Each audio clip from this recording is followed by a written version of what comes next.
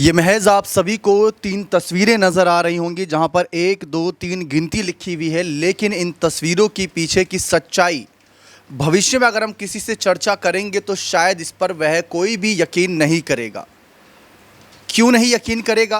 क्योंकि अगर वह उन तस्वीरों को भी देखेगा जिन हादसों से ये 3 चीज़ें कहें या 3 ऐसी चमत्कारी चीज़ें सामने आई, जिसमें एक शख्स जिसका नाम रमेश है, एक भगवत गीता और दूसरे लड्डू गोपाल जी। आज पूरा देश, पूरी दुनिया इस मामले पर जब देख रहा है कि कितना बड़ा हादसा हुआ, उन मलबों में अपनों को ढूंढते नजर आए, उनके अपने शवों की हालत ये हो गई है कि डीएनए टेस्ट करके डॉक्टरों की टीम को उनके परिवारजनों को सौंपना पड़ रहा है। ये हालत है, पहचानने में नहीं आ रही उनकी वो कहीं ना कहीं वो शव। लेकिन इन सब के बीच अगर आप रमेश को देखें या भगवत गीता की ओर देखें या लड्डू गोपाल जी की ओर देखें, छोटी मोटी अगर आप चीज़ों को नज़रअंदाज करें तो जस के तस हैं। ये कैसे हुआ? क्या ये कोई चमत्कार था? मतलब आप खुद देखिए, आपको मैं एक वीडियो दिखाता हूं जो बहुत पहले भी दिखाई गई है।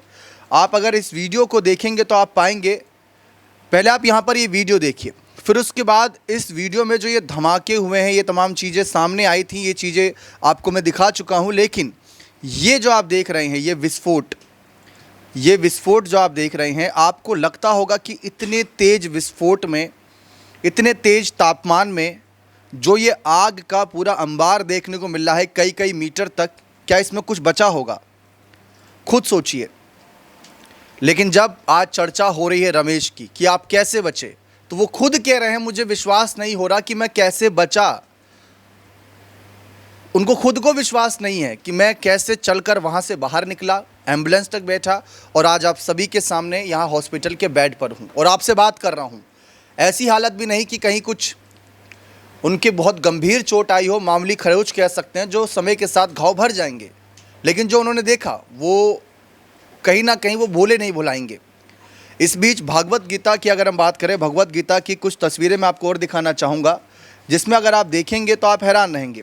जिस शख्स ने भगवत गीता सामने दिखाई मीडिया के, वह जब इसके पन्ने पलट रहा था तो शुरुआती अगर कुछ अंश को छोड़ दें, जैसे कि अगर आप इस तस्वीर में देखें, अगर इसको छोड़ दें तो बाकी पन्ने ऐसे हैं जिस पर साफ आप पढ़ सकते हैं, श्री कृष्ण जी के जो उपदेश हैं आप वो पढ़ सकते हैं। बाकी सब खाक हो गया, इंसान नहीं बचे, पहचान में नहीं आ रहे। लेकिन भगवत गीता आप वैसे की ही वैसे पढ़ सकते हैं, इसमें कोई दो राय नहीं कि ये किसी चमत्कार से कम नहीं। और उसके बाद लड्डू गोपाल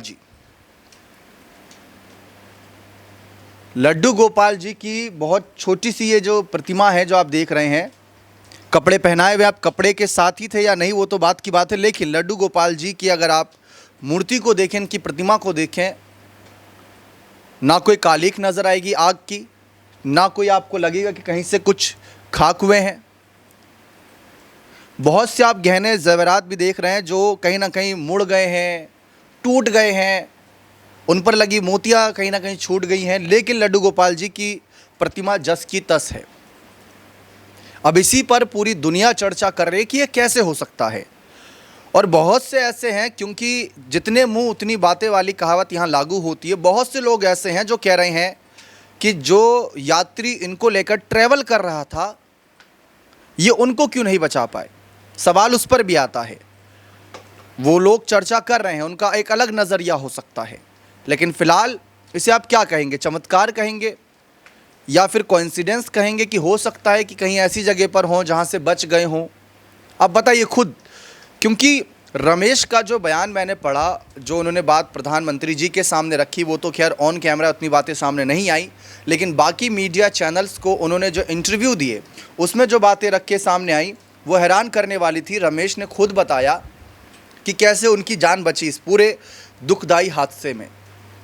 उसके बाद भगवत गीता के जब पन्ने पलटे गए तो लोगों को लगा यार कि मतलब जब जो शव थे, अगर आप देखें उनकी हालत देखी भी नहीं जा रही, ऐसी हालत हो गई है, पहचान में नहीं आ रहे। ये तो फिर भी कागज़ ही कहेंगे, अगर एक नज़रिए से देखें, जले नहीं हैं। पूरे पन्ने पलट के दिखाए शख्स ने कि देखिए आप ऐसे के ऐसे पढ़ सकते हैं। कुछ लोग कहेंगे अंधविश्वास कर रहे हो भाई, कुछ लोग कहेंगे कोइंसिडेंस है, और कुछ लोग इसको चमत्कार मान रहे हैं, भगवान का चमत्कार। क्योंकि ऐसे हमने कई और त्रासदी देखी है, कई ऐसी घटनाएं देखी हैं जब सब कुछ खाक हो जाता है लेकिन फिर भी भगवान से जुड़ी जो चीज़ें होती हैं वो बच जाती हैं, भगवान की प्रतिमाएं होती हैं वो बच जाती हैं। साल 2013 का केदारनाथ की वो त्रासदी याद करिए, वो घटना याद करिए, जब बाढ़ जैसे हालात बने और अचानक से पानी का बहाव आया और केदारनाथ मंदिर जस का तस था, उसमें मौजूद हमारे शिव जी कह सकते हैं ज्योतिर्लिंग के रूप में जो है जस के तस थे। मलबा काफ़ी था आसपास, लोग नहीं बचे, लेकिन भीमशिला नामक एक पत्थर आया और उसने बचाया।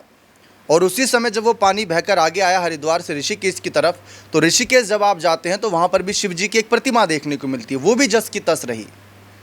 बड़ी से बड़ी त्रासदी की अगर मैं चर्चा करूं, घटना की चर्चा करूं, तो ऐसे चीज़ें हमें देखने को मिलती हैं। लोग इन्हें कोइंसिडेंस मानते हैं, लोग इसे अंधविश्वास मानते हैं, कुछ लोग इन्हें चमत्कार मान के इन्हें पूछते हैं, और बहुत से लोग सवाल भी उठाते हैं। मैंने क्या कहा, जितने मुंह उतनी बातें होंगी। हर किसी की अलग अलग विचारधारा है, सेम विचारधारा किसी की नहीं हो सकती।